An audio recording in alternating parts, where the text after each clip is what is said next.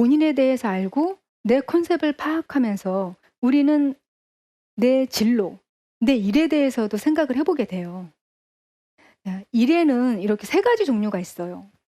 좋아하는 일, 그리고 할 수 있는 일, 그리고 적성에 맞는 일. 여러분은 이 세 가지 중에서 어떤 일이 가장 좋다고 생각하세요?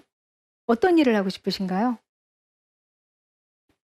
물론 세 가지가 다 합체가 된 그런 일을 찾을 수 있다면 정말 이상적이죠. 그런데 주변을 둘러보면 이것이 굉장한 판타지라는 걸 우리는 깨닫게 됩니다. 자, 좋아하는 일. 이 좋아하는 일이 직업으로 연결된다는 거는 굉장히 어려운 일이에요. 자, 내가 아이들을 너무 좋아해요. 아이들을 가르치는 일을 좋아해요. 그러면 직업으로 생각하는 일이 뭔가요? 그렇죠. 선생님, 교사. 이 일을 하면은 잘할 수 있을 것 같아요. 그런데 말이에요. 실제로 교사가 되면은 아이들을 가르치는 일보다 더 많은 일을 하게 되는 게 뭐냐면은요. 학부형들을 상대해야 돼요. 요즘 학부형들 굉장히 까다롭습니다. 그 학부형들과 소통을 하는 일을 굉장히 잘해야 하고요. 그리고 서류 작업이 어마어마합니다. 서류 작업 꼼꼼히 하고 그 작성하는 거 너무 싫어하면 안 돼요. 그리고 학교라는 굉장히 보수적인 조직에 소속이 되어야 합니다. 그 조직 안에서 나를 어느 정도는 좀 통제를 하고 거기서 녹아 들어가는 그런 성품인 사람이 교사가 될 수 있어요. 단순히 아이들을 좋아한다고 해서 교사가 될 수는 없는 일이거든요. 그래서 좋아하는 일만을 택하는 게 굉장히 모순이 될 수 있는 거죠. 그리고 내가 지금 한 30살쯤 됐어요. 그런데 걸그룹 아이돌이 되고 싶어요. 어려운 일이죠. 좋아하는 일과 현실적으로 할 수 있는 일이 굉장히 차이가 있어요. 자, 그리고 할 수 있는 일. 이것은 어떤 종류가 있냐면은요. 진입 장벽이 좀 낮은 일들이 있죠. 진입 장벽이 좀 낮은 일들이 있어요. 근데 뭐 어떤 판매직이라든지 영업직 같은 게 진입 장벽은 낮지만 막상 들어가서 잘하기는 어려운 일들이에요. 근데 이런 것들이 다른 부분하고 안 맞아떨어지게 되면 굉장히 고통에 빠지게 되는 경우가 많습니다. 예. 그러면 마지막으로 적성에 맞는 일이 뭐냐면은요. 자, 제가 아는 그런 후배 중에 한 명이 부동산 중개업을 해요. 그런데 부동산 호황기에 정말 어마어마한 연봉을 받았어요. 그 갈쿠리로 돈을 끌어모은다라는 그 비유가 그대로 들어맞을 정도로.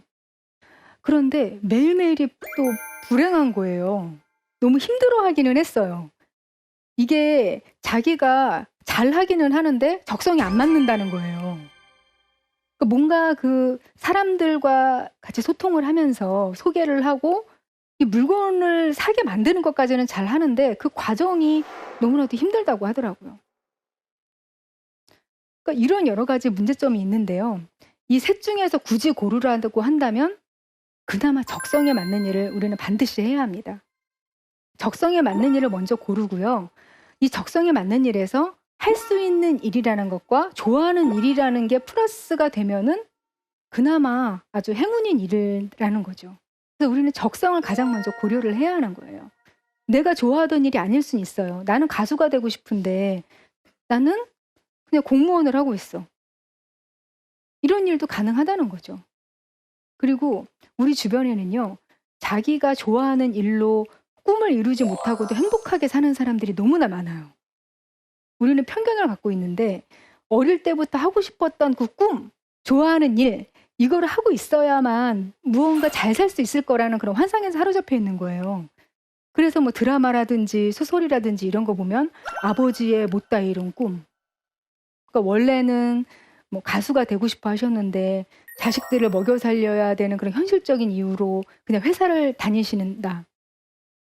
그래서 너무나도 안쓰럽다. 그런 시선으로 다루는 이런 내러티브가 굉장히 많잖아요. 그런데 현실 세계에서는 그런 어렸을 때 좋아하던 것들 이루지 못하고도 행복하게 잘 사는 사람들이 너무나 많다는 거예요. 적성에 맞는 일을 하면은 그런 일이 가능해집니다, 분명히. 제가 이런 내용을 기고를 한 적이 있어요. 그랬더니 그 인터넷 댓글 있죠. 거기에 이런 게 달렸어요. 흥, 적성 좋아하네. 돈이 내 적성이다. 이런 댓글이 달렸고 거기에 좋아요가 엄청 찍힌 거예요. 베스트 댓글이 됐어요, 그게. 너무 씁쓸해지더라고요, 그게. 적성이 돈이라니. 물론 가만히 앉아 있는데 돈이 막 들어오면 그건 누구한테나 적성이에요.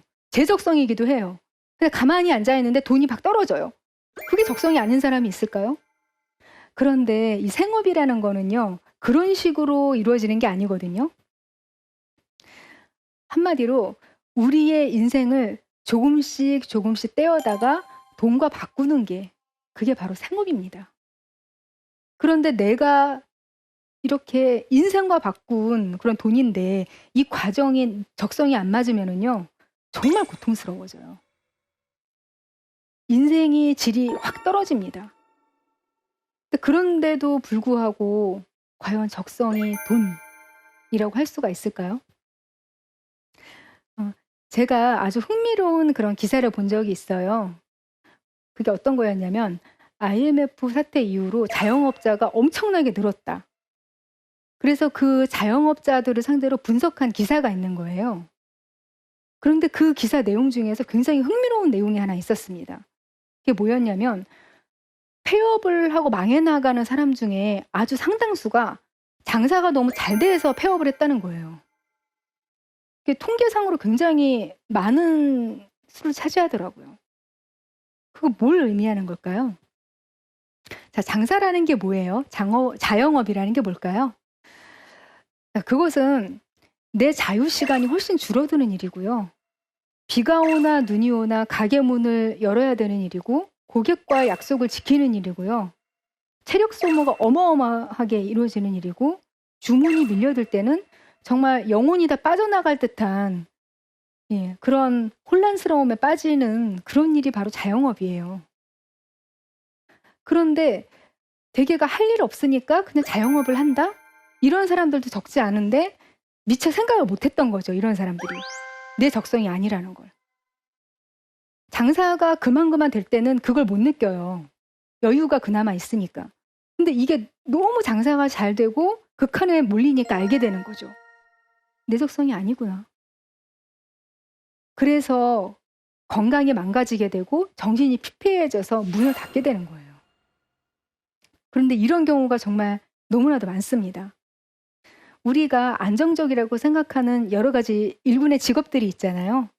제일 먼저 생각나는 게 뭐예요? 아까도 언급했던 공무원, 그리고 교사. 그런데 저에게 상담을 신청하시는 그런 독자분들 중에 아주 상당수가 바로 이런 분들이에요. 우리가 꿈에 집착하는 이유 중에 하나는 안정성이라고도 할 수 있거든요. 뭔가 목표가 있고 꿈이 있으면 그것을 향해서 달려가기만 하면 될 것 같잖아요. 그거 자체가 안정성일 것 같잖아요. 그런데 이분들조차 그 자리에 있어서도 안정적이지가 않은 거예요. 내 적성이 안 맞아. 이거는 그냥 그 자리만 유지하고 있어도 월급이 어느 정도는 나오는데 그것만으로 만족할 수 없는 삶이라는 게 있다는 것이죠. 오히려 그런 분들은 그 안정성 때문에 쉽게 그만둘 수가 없는 거예요. 진입장벽이 높았기 때문에 힘들게 그 일에 다다랐거든요, 이분들은. 그런데 적성이 안 맞았을 때 쉽게 그만둘 수조차 없어요. 그래서 고통받는 분들을 너무나 많이 만났습니다. 우리는 이 적성이라는 것을 가장 최우선시해서 내 컨셉에 따라서 결합시키는 그런 지혜를 발휘해야 할 것 같습니다.